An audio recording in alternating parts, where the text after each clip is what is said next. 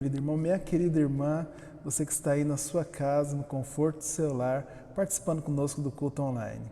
Eu hoje quero falar sobre um assunto muito interessante, eu quero falar sobre algumas coisas que nós não podemos esquecer em meio a momentos pelo qual nós estamos passando. É bem provável que você, assim como eu, está com saudade dos cultos presenciais, né? É gostoso a gente ver os irmãos, a gente estar junto, a gente participar junto. E é bem provável que você esteja até com saudade daquele momento que o líder do Ministério de Louvor fala o seguinte: olha, agora você dá um abraço no seu irmão e fala para ele que ele é muito importante para você, que ele é muito importante para Jesus.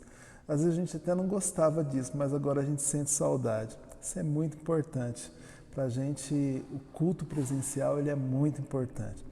E quando tiram o culto presencial da gente, quando a gente não pode estar junto o tempo todo, cultuando dentro da igreja, dentro do templo, parece que nós somos ameaçados, parece que nós corremos um perigo, parece que estão tirando algo muito precioso da gente, de fato é muito precioso.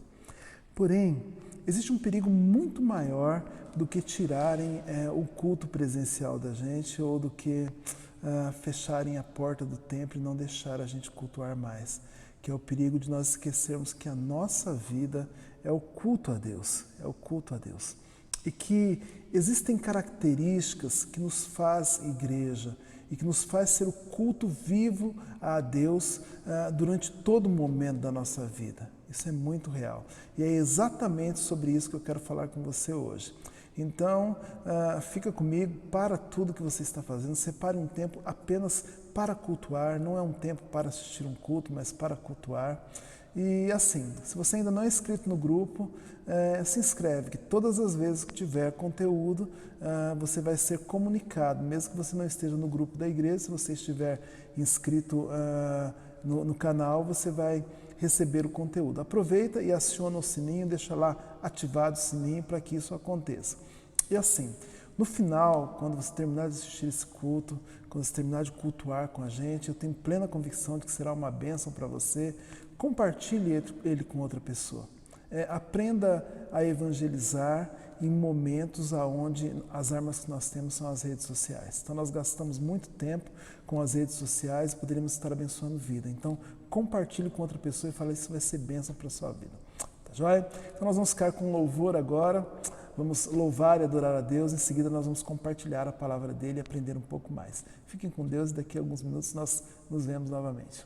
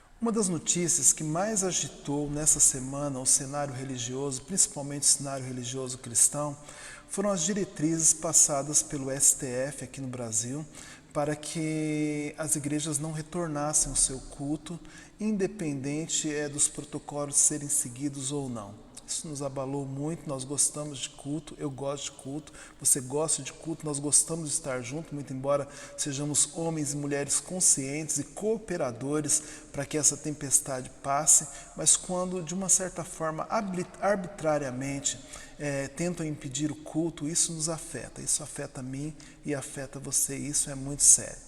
Porém, existem fatores que nos afetam muito mais do que esse cenário crítico e uma notícia como essa de que a igreja não pode abrir a porta, que é o fator das pessoas esquecerem, os cristãos esquecerem alguns preceitos, algumas características que fazem com que nós sejamos igreja. Esquecerem alguns dogmas, não estou falando de religiosidade, mas de alguns hábitos que firmam a nossa característica como igreja. E aí, um tempo de isolamento, um tempo de crise, de restrição, isso acaba, de uma certa forma, se tornando um grande perigo para a fé de muitas pessoas.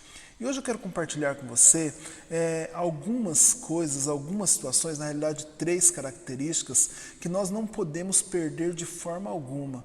Porque se perdermos essa característica, mesmo que as portas do templo estejam escancaradas, nós deixaremos de cultuar Deus da mesma maneira e nós deixaremos de ser homens e mulheres voltados para Deus da mesma maneira. Mas para dizer isso é importante eu entrar num contexto do livro que eu quero falar com vocês. Às vezes nós pensamos que crises são peculiaridades do nosso tempo, mas não são. Elas sempre existiram e são crises terríveis. Já houveram crises piores do que a que nós estamos vivendo e outras um pouco mais amenas. Eu quero falar com vocês sobre uma crise que aconteceu com o povo de Deus. Na época ainda não se usava a nomenclatura de igreja ou de Assembleia dos Santos, mas já se usava o termo povo de Deus, o povo de Deus.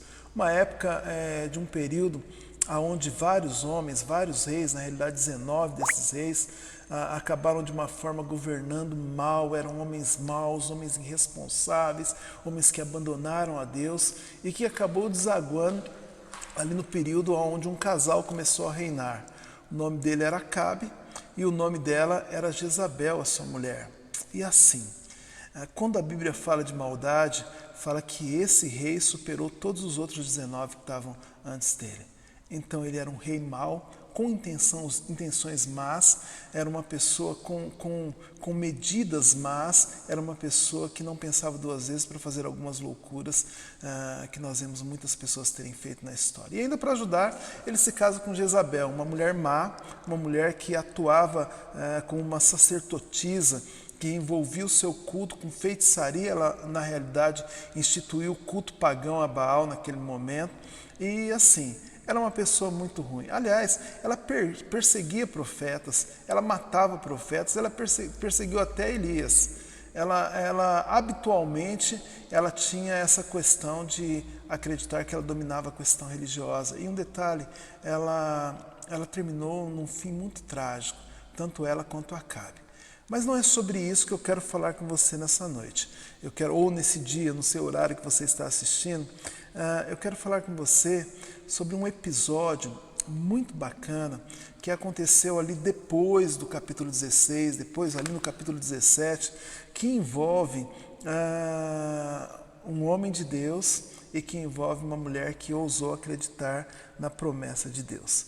Mas eu quero lembrar você antes que crise, como eu já disse, não são peculiaridades da nossa época. E naquela época, às vezes as pessoas pensam, o que Deus fez? Deus pegou e mandou abrir os templos, mandou retornar o culto, mandou fazer isso ou aquilo. E eu não quero criticar a questão do abrir, não abrir. Cada pastor que cuida do seu rebanho sabe a hora de voltar ou não.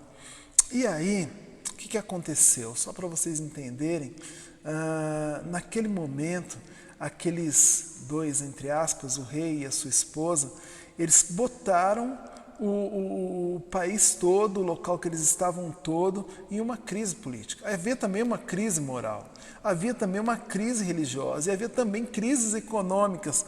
Todo tipo de crise era possível. A palavra certa para discriminar aquele momento que eles estavam vivendo era crise, crise, crise. E assim, qualquer coincidência não é apenas uma coincidência com o nosso tempo, mas é o resultado da ação humana quando deixa de priorizar Deus, quando se esquece do Deus que serve, quando prioriza a si próprio, quando prioriza mais a sua própria vida e as suas vontades do que Deus. Nós estamos vivendo um momento como esse. Às vezes você vai ter a impressão, como eu, que tudo pode, mas quando você fala que você é um cristão, você é um perseguidor, você é um antiquado, e muita coisa tem acontecido neste mundo que tem levado irmãos nossos à morte, muito pior do que aqui no Brasil. Interessante que quando tudo isso acontece, Deus não levanta um político para poder resolver o problema da igreja e nem o problema do povo de Deus. Portanto, se você está pelejando aí, achando que Deus vai mandar um político para poder resolver a situação e aí nós vamos ficar numa boa, se esquece. Isso nunca aconteceu na história e também não vai acontecer. Outro detalhe interessante é que Deus não levanta uma denominação religiosa. Ele não fala, o povo determinado X ou Y, a igreja tal, a placa tal, eu vou levantar para poder resolver esse problema que está passando lá pelo meu povo.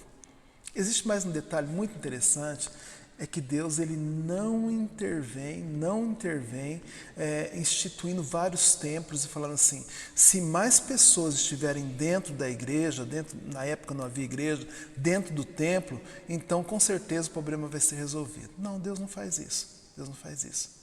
Mas Deus, ele exemplifica na vida de Elias e na vida de uma viúva que não tinha male-male o que comer, qual o posicionamento do crente diante dos momentos de crise. Qual que é o grito do crente diante dos momentos de crise? É interessante porque eu não quero ser crítico, mas parece que muito se tem esquecido sobre coisas como essa. Deus levanta um homem que não se esquece do seu papel diante do momento que estava vivendo. Ele não levanta um governador, vamos dizer assim, um rei, ele não levanta um político muito famoso, ele não abre portas para que as pessoas venham estar adorando ele, entre aspas. Ele levanta um homem que, de uma certa forma, mostra que nós temos que ter um comportamento diante do momento de crise. E assim, esse homem chamava Elias, muitos de vocês já sabem, e Elias custou caro para ele ser um homem de Deus naquela época. Ele enfrentou os falsos profetas de Baal. Na realidade, ele não só enfrentou, mas ele levou a cabo, ele matou vários dele. Ele, na realidade, ele se posicionou contra Acabe e contra Jezabel, o que lhe custou uma perseguição terrível, E assim, ele superou toda aquela crise sendo sustentado por Deus. A Bíblia fala que Deus o chama e diz para que ele profetize uma miséria terrível, uma questão onde haveria seca e fome, e Deus envia corvos para poder levar carne para ele. E Deus não deixa faltar nada para ele, nem água, nem carne, ele é alimentado constantemente. Mas chega um momento em que o ribeirão seca, e Deus fala para ele assim, agora você vai andar e vai até tal lugar. E o lugar que Deus manda ele ir, parece até uma questão meia cômica, meio estranha. Deus manda ele ir pedir socorro na casa de uma viúva. Para quem não sabe o que é uma viúva naquela época, não era uma viúva igual acontece no nosso tempo. Uma viúva naquela época era uma mulher confinada a morrer. Normalmente, antes da morte, elas vendiam os seus filhos para que eles não morressem, para que fossem escravos, e ela se alimentava do resto que tinha e acabava morrendo. Quando não, algumas morriam juntamente com seus filhos, porque não tinham peso comercial e ela não podia livrar a vida do filho. Então, os textos bíblicos dizem que ao chegar na casa daquela viúva, o versículo 10 já fala isso, que ele pediu que ela lhe desse água, e ela atendeu ele prontamente, ela foi buscar água, ela respeitou o profeta, o homem de Deus, e foi buscar água para ele. Mas quando ele estava saindo, ele a chamou e falou assim, pera um pouquinho, traz para mim também um pão.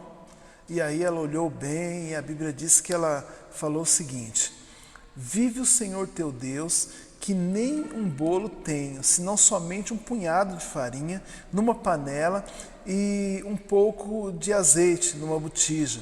E vês aqui, apanhei 2 cavacos e vou prepará-los para mim e para o meu filho, para que comamos e para que morramos. Ela estava dizendo assim, olha, você está pedindo minha última farinha.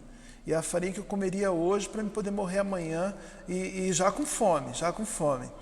E aí eu não sei você, mas eu diante de uma cena dessa, o meu coração ia ficar arrebentado. Os meus sentimentos iam ficar abalados, abalados, abalados. E assim, a possibilidade de eu tentar resolver a situação da minha maneira e ser, vamos dizer assim, coagido pelos meus sentimentos, seria quase que inevitável, quase que inevitável.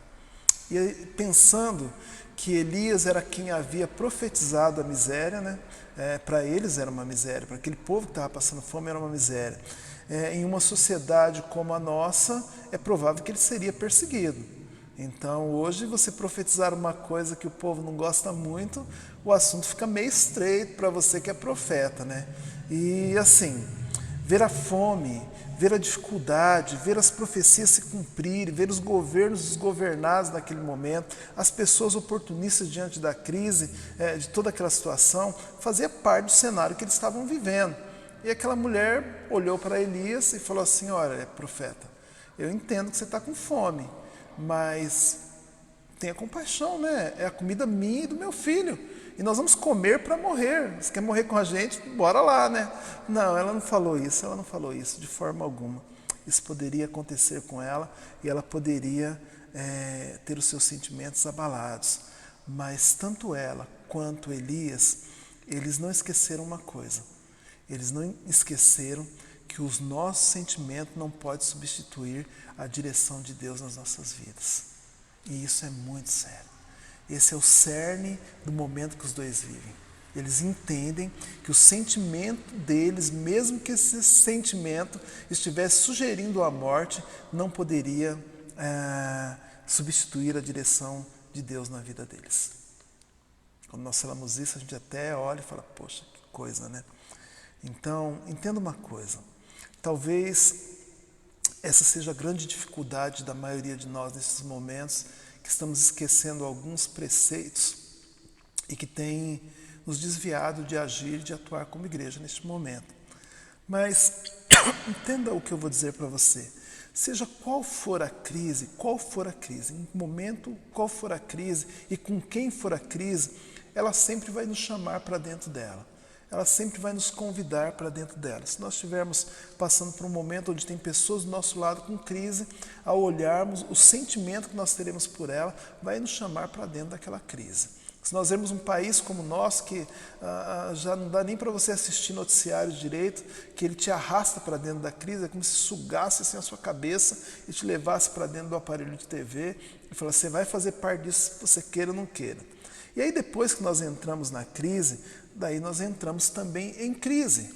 E aí nós deixamos de ser os guerreiros, os soldados que atuam para a pregação do Evangelho, para pregar muitas outras coisas que nem tem a ver com a nossa vida, nem com o nosso credo. E aí nós esquecemos qual que é a postura de um verdadeiro cristão, que não se rende aos sentimentos e que não abandona a postura do direcionamento de Deus. Lembre-se novamente, eu vou repetir a frase para vocês. Os nossos sentimentos não podem substituir a direção de Deus nas nossas vidas.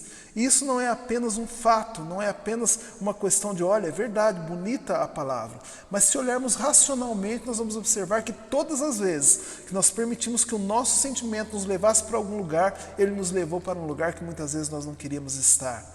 E todas as vezes que nós somos em direção àquilo que Deus queria para a nossa vida, nós chegamos exatamente onde nós deveríamos estar e fizemos exatamente aquilo que nós deveríamos fazer. Essa semana aconteceu uma coisa muito interessante, porque envolvido com alguns trabalhos, nós tivemos vários envolvimentos, corre para um lado, corre para o outro, e eu acabei optando em não ficar assistindo já praticamente umas 2 semanas, 1 semana e meia, não ficar assistindo muito esse noticiário meio sensacionalista, essa briga política que querem nos envolver, nos colocar dentro dela, essas brigas do faz, não faz, do deixa, não deixa, do persegue, não persegue. Eu sei que tudo isso tem a ver com a vida de um cristão, isso nos afeta.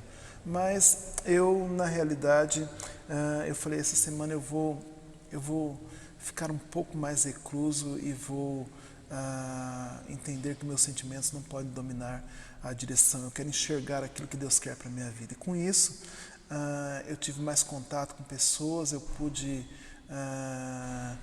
afagar ou talvez olhar para a dor de pessoas de uma maneira que eu não estava olhando e sentir qual que é o meu papel exato no momento pelo qual estou passando, como pai, como pastor, como um líder de comunidades evangélicas, comunidades cristãs. E eu percebi que muitas vezes nós estamos entrando dentro de crises que não são nossas. Nós estamos convidados para entrar, entramos e quando entramos também em crise pessoal, né? Então, quando eu vejo tudo isso, eu vou entender que não andar por sentimentos ou por tendências de moda, tendências de opinião, vai fazer-nos enxergar exatamente o que nós devemos ser e vai fazer-nos estar mais próximo de Deus, do caminho que Ele quer para nós. Pense bem no que eu estou falando. Um homem de Deus, uma mulher de Deus, não pode ser dirigido pelos seus sentimentos, mas sim pela direção que Deus estabeleceu para ele. E foi exatamente isso que a viúva de Serepta, cujo nome não é nem mencionado, é apenas um codinome usado, a viúva de Serepta e o profeta Elias fizeram e atuaram naquele momento. Porém, não é só essa lição que esse texto nos traz. O texto também, referente ao encontro de Elias e da viúva, ele nos mostra outras coisas muito importantes que nós não devemos esquecer.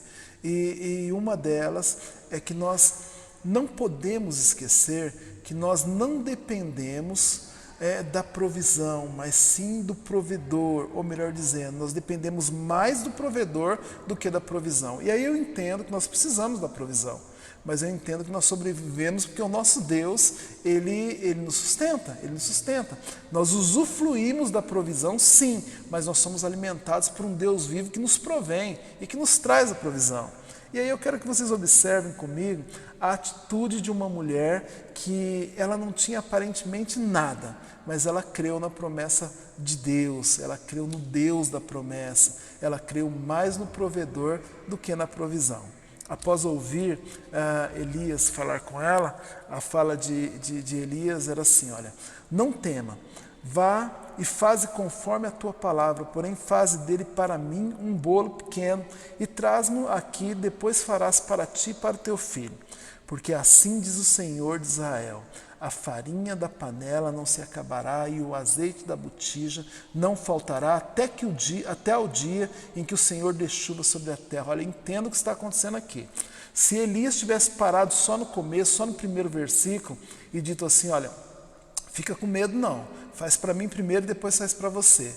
Talvez essa mulher repensasse. Acho que até o próprio Elias repensasse o que ele estava falando, se não era uma coisa um pouco absurda, tirar a comida de uma viúva e de um órfão.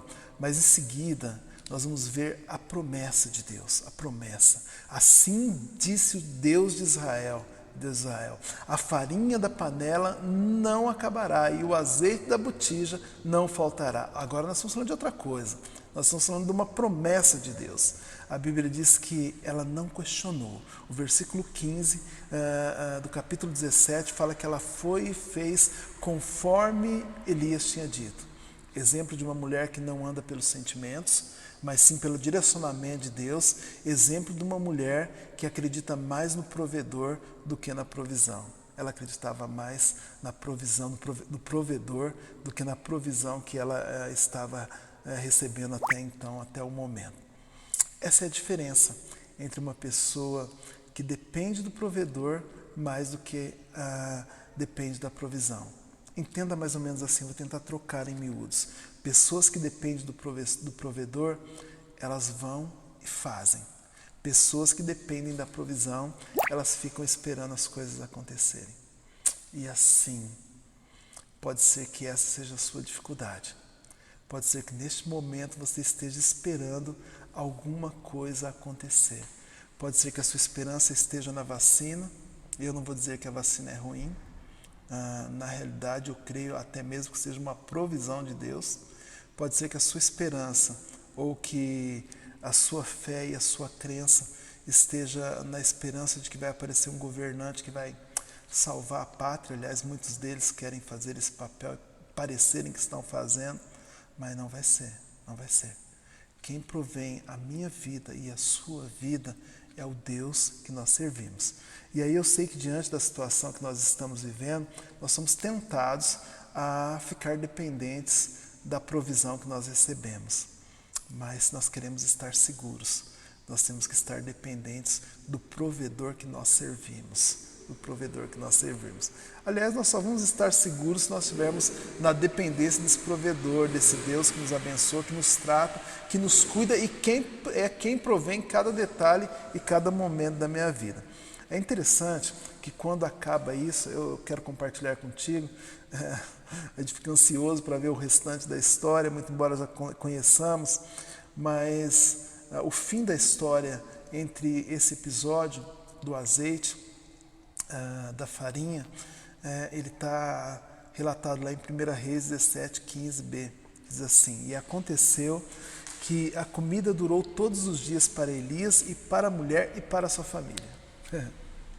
É interessante porque você sabe comigo, tanto quanto eu, que a sua compra do mês ela sempre acaba. Mas parece que a Bíblia está me dizendo que aquele azeite, aquela farinha, a compra do mês daquela mulher não acabou e ela tinha visita em casa. Ela tinha um profeta na casa dela que estava comendo junto com ela. E se for que nem nos dias de hoje, normalmente nós, pastores religiosos, nós nem bebemos, mas a gente gosta de comer bem, né? A gente gosta de comer bem. E a Bíblia diz que não faltou nada para eles. O provedor não deixou faltar nada para eles. O provedor não deixou faltar a provisão. E aí eu quero que você pense de uma forma invertida, se é que é possível nós fazermos isso, se aquela mulher se agarrasse ao último quilo de farinha, se é que ela tinha 1 quilo, e a última gota do azeite que ela tinha, se ela se agarrasse à provisão que ela tinha, é bem provável que ela comesse e morresse. Comesse e morresse. Quero desafiar você, irmãos, neste momento que nós estamos passando por dificuldade, aprenda a depender de Deus e não das coisas. Aprenda a depender do provedor e não da provisão que você tem no dia a dia. Ela pode acabar, mas o nosso Deus, ele é eterno. Depender de um provedor que não falha, de um Deus que é fiel, no mínimo deveria dar segurança para o seu e para o meu coração. E para finalizar, eu quero tratar uma lição que o texto coloca implícito, mas que não diz propriamente dentro do ponto que nós vamos falar. Ele vai falar um pouquinho mais para frente a respeito do assunto, e que, contemporaneizado com o tempo que nós estamos, nos faz entender que nós precisamos enxergar o mundo que nós vivemos não como um fim em si mesmo. É mais ou menos assim. Se aquela mulher morresse sem fé, ela teria um destino certo. Se aquela mulher morresse sem crer em Deus, ela teria um destino certo. E se ela morresse, seja de que forma fosse naquele momento, acreditando num Deus, num Messias Salvador, ela também teria um destino certo. Isso não é diferente nem comigo, nem com você. Antes de ser um pouco mais objetivo no que eu quero dizer para você, eu quero ler contigo 1 Reis 17, de 17 a 24, que diz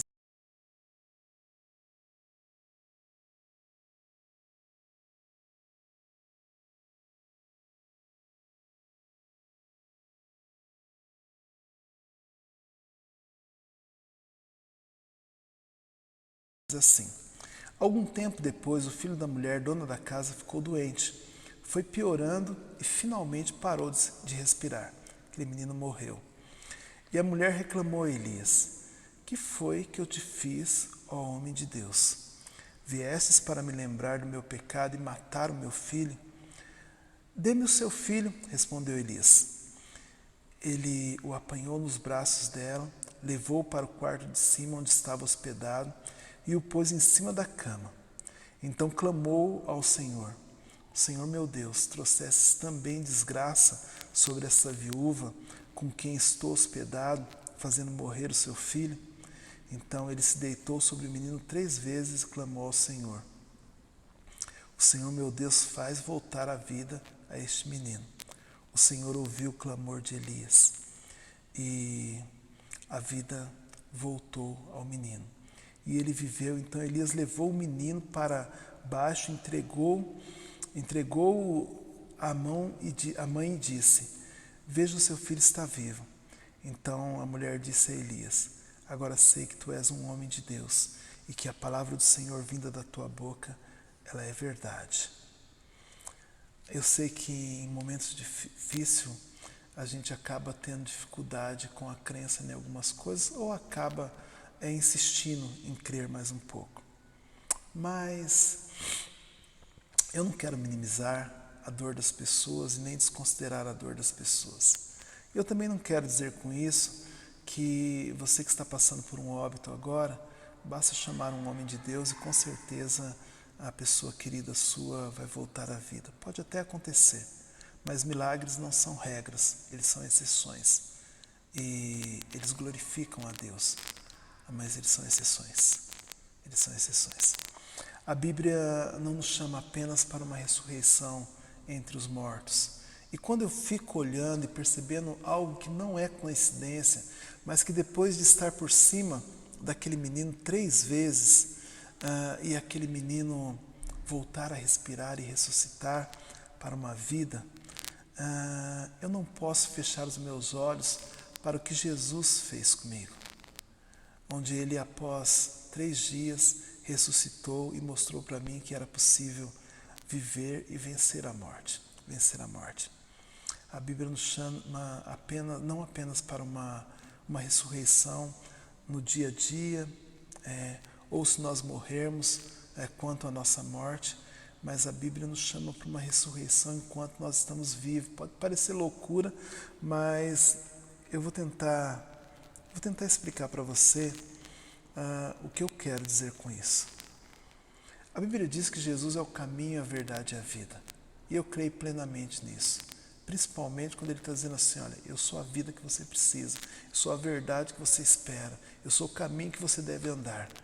E aí isso me faz entender que, vamos colocar assim, eu posso sim ter uma nova vida enquanto eu tenho direito de escolha, porque enquanto há vida há esperança. Eu posso me entregar para Jesus e entender que esse mundo não é um fim em si mesmo, mas que eu tenho uma vida eterna, que eu tenho um rumo, que eu tenho um lugar, que eu não sou deste mundo e que minha vida eterna vai durar para sempre, do que eu ficar tentando me lamentar e ficando com medo da morte ou coisa parecida. A Bíblia diz que Jesus, em determinado tempo, ele falou assim: olha, quem crê em mim, ainda que morra, viverá. E eu creio nessa promessa de Jesus. A Bíblia diz que Jesus olhou e falou assim: eu sou o caminho, a verdade e a vida, e ninguém vem ao Pai se não for por mim. E eu creio nessa promessa de Deus. A Bíblia diz para mim e para você que aquele que é nascido de Deus, ele vence o mundo. Ele vence o mundo. E a vitória que vence o mundo, ela tem a ver com a ressurreição que nós temos em Cristo Jesus. Uma vitória sobre o pecado, de alguém que pagou pelos nossos pecados. E aí, quando eu penso nisso, eu vou entender que algumas coisas têm que ser bem filtradas na minha mente. Aquela viúva, ela creu em coisas muito singulares que têm muito a ver conosco no momento pelo qual nós estamos passando. Ela creu que os sentimentos dela não poderiam substituir a direção de Deus para a vida dela. Então eu posso arriscar dizer que aquela mulher não precisava de emoções para poder continuar seguindo a Deus. Ela cria claramente no caminho que Ele tinha para ela. Aquela mulher acreditou que ela podia acreditar e viver mais na dependência do provedor do que da provisão. E aquela mulher, ela entendeu que o mundo não era, aquela mulher, tanto ela quanto Elias, lógico, que o mundo para ela não era o fim, mas que ela tinha um Deus que transcendia o mundo que ela vivia e que ela havia escolhido viver para aquele Deus. Então, irmãos, vou estar orando daqui a pouco para você que ainda não se rendeu a Jesus. Se você não se rendeu a Jesus, escolha a vida enquanto você tem direito de escolha. Escolha se entregar a Jesus enquanto você pode ainda escolher a ressurreição, escolher viver e não eternamente estar no lugar que você não desejaria estar. Agora, se você já aceitou Jesus em algum momento desse 1 ano e pouco de pandemia, você esqueceu algumas dessas situações, eu quero te lembrar de novo. Os nossos sentimentos não podem substituir a direção de Deus para as nossas vidas. E nós não podemos acreditar mais na provisão do que no provedor. E claramente, entenda uma coisa, em Jesus nós entendemos que esse mundo que nós vivemos não é um fim em si mesmo. Nós vamos voltar para a nossa casa. A tempestade vai passar e um dia ela vai deixar de existir. Porque a Bíblia nos garante um lugar onde não há tristeza, não há morte, não há choro, não há dor. E esse lugar é o reservado para aqueles que decidiram entregar a sua vida para Jesus, em vida. Que Deus te abençoe. Eu quero orar com você. Querido Pai, nós louvamos a Ti neste momento, ó Pai. Aliás, nós exaltamos o Seu nome e pedimos agora que o Senhor toque no coração daquele que ainda não decidiu por Jesus. Que venha, ó Pai, eu talvez nem usaria a palavra decidir, porque o Senhor já tem decidido por nós a cada momento e muitas vezes nós nos entregamos. Então faça-nos nos entregar a Ti a cada momento da sua vida. Aquele que neste momento quer Te aceitar, ó Pai, ou melhor dizendo, quer se entregar a Ti e reconhecer que não é nada sem o Senhor e que precisa se entregar nos Seus braços, sim, ó Pai. Aceite Ele na sua casa, no seu lar, no nosso lar. E aqueles, ó Pai, que já se entregaram, faça-os não esquecer, ó Pai, que nós somos a Tua igreja e que em nome de Jesus nós somos gratos a isso. Em nome de Jesus. Amém.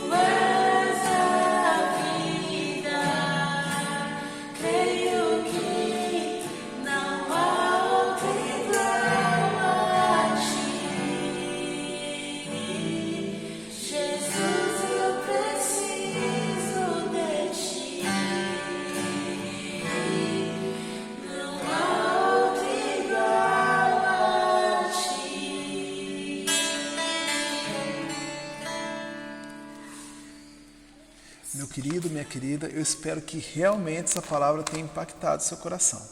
Eu espero que essa palavra venha abrir situações na sua vida e venha fechar feridas. Venha fazer você entender que nós somos um povo escolhido por Deus para sermos igreja dele neste momento e que a nossa provisão vem de Deus, então nós devemos viver e depender do nosso provedor.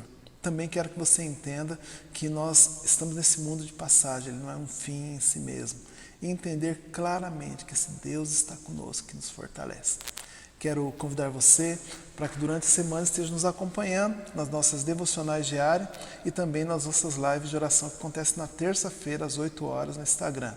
Quero que você, se foi abençoado neste momento por essa palavra, você compartilhe com um amigo, com um irmão, com alguém que você ama e que essa pessoa possa também ser tocada pelo Evangelho de Jesus. Continuem orando, continuem estando comigo na oração da madrugada, que nós estamos todos os dias, já há algumas semanas, orando todos os dias, e eu quero convidar você para fazer parte. É só pegar o link que vai ficar aí baixinho na bio, e você vai estar compartilhando conosco de momentos agradáveis de oração. Que Deus te abençoe e um forte abraço. Fiquem com Deus, em nome de Jesus.